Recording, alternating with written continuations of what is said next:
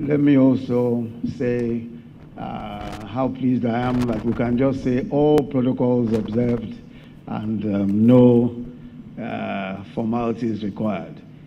I must congratulate the PEBEC team and the reform leaders in particular for this important milestone in our journey to making Nigeria one of the most attractive destinations for business in the world. And just listening to Jumoke, I mean, it was so exciting to hear how we had moved up so many steps. And I thought that if we were going to move up at all, we'll move up a few spaces. But frankly, moving 24 in such a short time, in my view, was just absolutely incredible. And I want to thank all of you. I want to thank all of you for the very, very hard work that you've put into this. You've heard the details of the planning and the implementation and how all of this was done. And I must say, it's all very impressive. But the subtext is, for me, perhaps more important. And the subtext is about good people with the right skills, collaboration, implementation strategies, especially removing discretion, attention to detail, and consistently doing things properly. I think the subtext is really what we should watch, you know, because, okay, we've moved 24 steps now, but what does it take to remain in a constantly vertical swing, constantly moving up and consolidating and remaining where we are? I think that's really what I refer to as the subtext. The good people with skills, you know, and collaboration, implementation strategy, especially ensuring that we're able to remove discretion. I think I'll just talk about those, just a few of those items I've mentioned. Beginning with good people. Of course, we've had the good fortune of working with some of the very best Nigerians in the public service. And many of them, as you know, of course, are from the private sector. Everybody is from the private sector. So you come into government and you do your bit. Dr. Oke Enilama, the Minister of Industry, Trade and Investment, Dr. J, as we call her, Dr. Jumoke Oduwole, Yetunde Sadiku of the NIPC, Segun Awolowo of the NEPC, and the reform leaders who you've just listened to, you know, smart, extremely talented people, self-motivated professionals, you know. Now, these are extremely good people, extremely, and have the right skills. Now, but you know, the real heroes also are the agencies that are trying to move the sometimes monstrous bureaucracies that they have to work with. Immigration is one. CG Babandede is here. The CAC, which was formerly headed by Bello Mahmoud and now Lady Azinge. Now, these are huge agencies that have been used to not working efficiently, but now have to work efficiently. And it's extremely challenging to have these individuals who really have to do their best to move this agency forward. There are all sorts of things that need to happen. But really, they are, just to borrow the expression, I think it was Angel who said that these are the real superheroes. I'm not entirely certain which of the panelists said that. But having said that, question is, what happens where these people are no longer where they are? What happens when you don't have this excellent mix of individuals? So this is really the challenge. The real challenge is how to ensure that we're able to create a system that works all the time. And whether or not those who occupy it are self-motivated, whether or not those who occupy it are extremely talented, should we not be able to find a system that works all the time? Because it is just a system that is set right, a system that just has the right attitude, and everybody understands what to do. And if you don't do it, there is consequence. So I think that those are the kinds of challenges that we have to deal with going forward. Collaboration is crucial. And just as an example of high-level collaboration, the legislature, who of course you know are members of PEBEC, had 60 days to pass two crucial pieces of legislation: the Secured Transactions in Movable Assets, or the Collateral Registries Act of 2017, and the Credit Reporting Act of 2017. Those were two important legislation we needed to pass in order to give the right impression and also to ensure that people actually had access to credit, especially small businesses. And they did. They achieved this in the time frame. Now, if you know how difficult it is sometimes to work the relationship between the executive and the judiciary and just making that work, then you'll understand what an absolute miracle that was.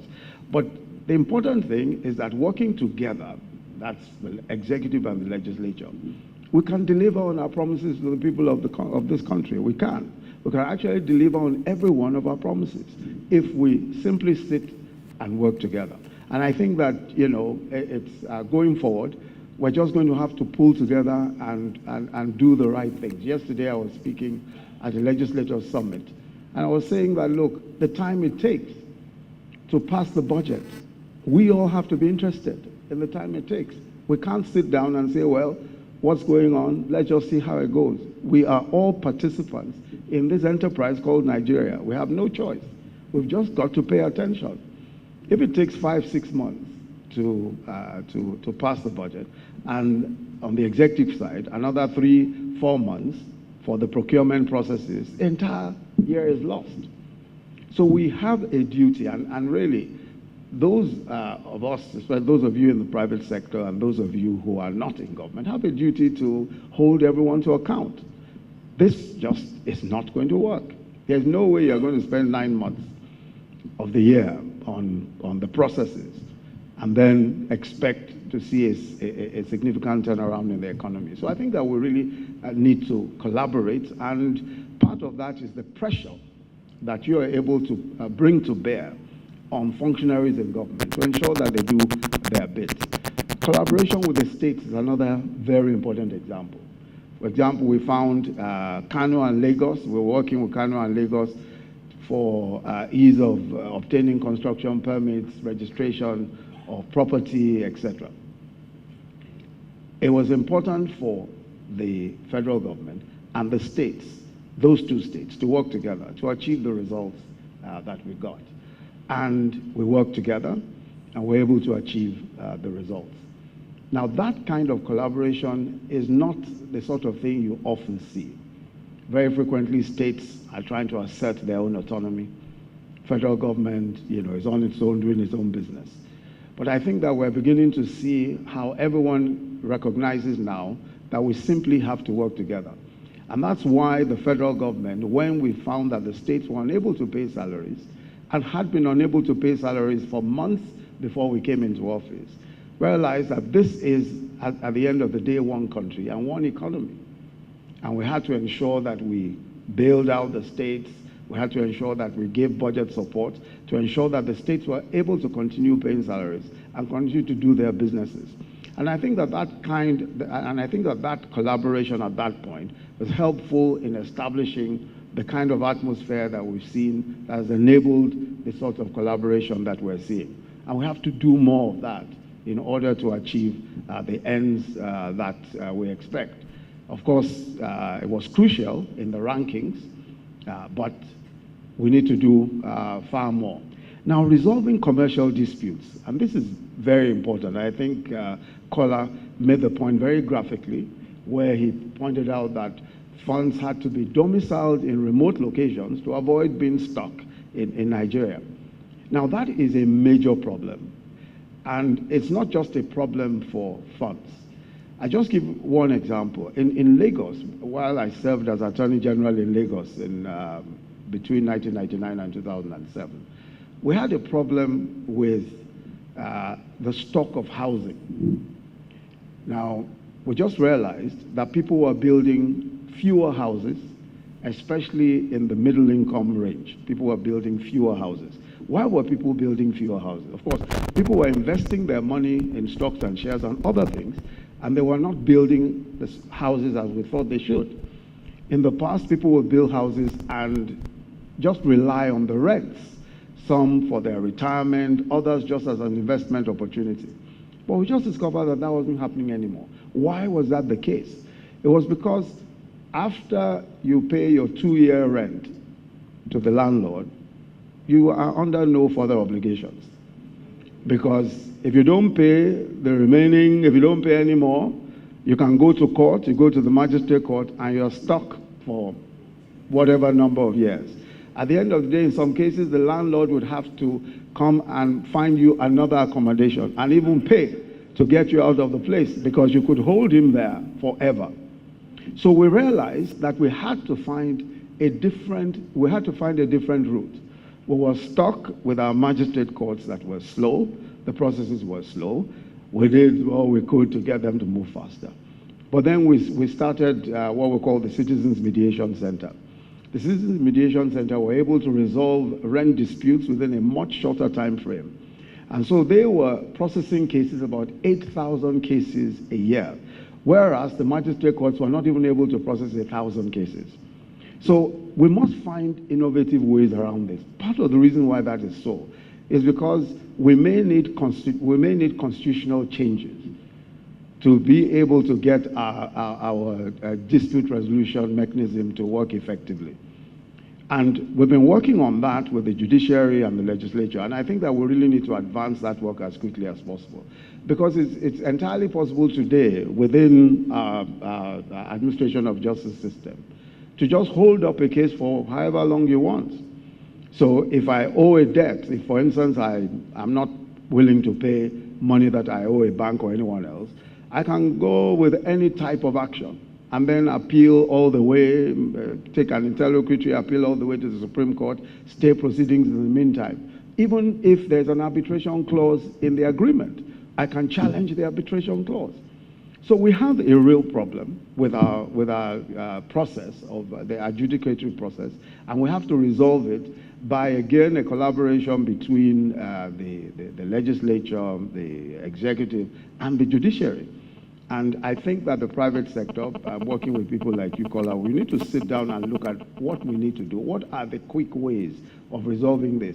I mean, arbitration, a good thing is that there's a recent decision on arbitration, how you can question arbitration clauses and all of that. But we need to just advance that. We need to make sure that we're able to advance it. Because really, at the end of the day, if you don't have a system that can resolve disputes efficiently, why should anybody want to bring in anything at all? You know, so I think it's something that we must work on, and we must just keep our focus on it. Now, implementation strategies, and especially removing discretion, is crucial.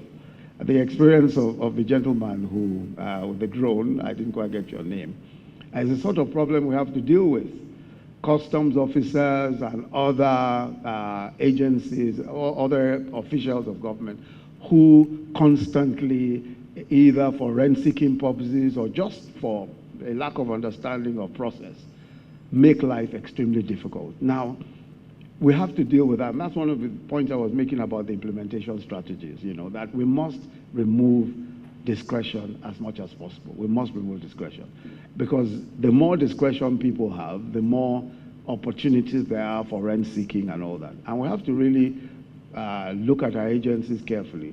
We've been working with the customs, with immigration and everyone in the, especially in the airports and the different ports. And I think that we really need to ramp up that particular aspect of our work. One of the things I certainly will do is to sit with the agency heads and take a look at what we need to do, because really it can become a problem. You're not the only one. I'm sure that if for any reason, because I know that CG Immigration actually did a sting operation. He went there disguised and walked through the process, and he saw the harassment that people get, you know. And it's the sort of thing that we just have to find the, you know, proper solutions to by getting all of these agencies together and looking at the process ourselves and ensuring that we can actually say that if you go from point A to point B, you are not going to get harassed. And if you are, this is the recourse. This is what you need to do as a way of getting some redress. It's a problem across bureaucracies. It's not just the customs or immigration. It's an attitudinal problem across the bureaucracies. And we just have to keep working at trying to change the sorts of attitudes that make this possible and holding some people to account. But it's a process that we're committed to, and I'm sure that you will see progress as we go along. I mean, some of what you're seeing today at the airports and all of that, the relative ease of moving around, is on account of the fact that we stayed focused on it and we're holding people to account. I know that immigrations have had to discipline several people, and we must continue to do that if we expect to see change. Two things I noted when the panelists were speaking. One, again, this was Kola who said we can't entrepreneur ourselves, I believe is what he said, out of bad governance and policy. And Sadatu, who said we're all involved in the business of government. That's interesting because they're really both speaking, about the same things, but from two different ends. One saying, look, we can't do it all by ourselves. The other saying, yes, we all have to get involved in it. And I think that that's exactly the point. It's exactly the point. The point really is that no one or no sector, especially the private sector, entrepreneurs cannot do whatever they want to do. They cannot do it without the active collaboration of people in government, or without government doing its own bit, and without the right kinds of policies. So really, what this speaks to is that we must work together. It is a reform ecosystem that we need to have. And, I've spoken about this in a few other places, perhaps in a larger sense, of a new tribe, if you like, of Nigerians in the public sector, in the private sector, everywhere. Because there are, and just listening to the reform leaders, just listening to David, Neka, and Soji, there's no difference between them and Sadatu and Kola and Mayowa and Babatunde, no difference, or Angel, no difference. They're all speaking the same language, saying the same things, and they want to do this. They want to achieve a Nigeria that works for all of us. No difference whatsoever. The problem is we can't form this ecosystem and remain focused for long enough. That's the problem. We don't recognize that it doesn't take the entire country to make a change. Only a few people working together consistently can make a change. We don't need everybody to make a change. And I think that this is what, and for me, this is the great lesson I learned from this particular exercise, the PEBEC exercise and the ease of doing business. That it just doesn't take everybody and you can't do everything to make the change. Only a few people making some of these important changes. And the few people can't be people in government alone. It's not possible. It just doesn't make any sense. People in government can do all they can. But I think we need to form that ecosystem. Every one of us who is interested in reform. And we're going to look for ways of involving people through PEBEC. I know that Jumoke is going to come up with something interesting. How we can bring in more people into this reform process. How we can engage more people. So that they're able to make the suggestions and criticisms that are important to changing the whole, to changing attitudes, to changing policy, and all that we need to do to make a real difference to not just business, but to the entire country. So I want to just thank you all again for the very excellent work that you've done and for the support that we constantly get. Our objective is to ensure that very soon you will not have to be considered a superhero, to borrow Angel's characterization, by doing business in Nigeria. I mean, so the fact that you are doing business here, just be a normal business person doing their business. You won't need to be a superhero to do so. And I want to just, again, thank you all for the great participation, and the panelists especially for such excellent insights. Thank you all very much.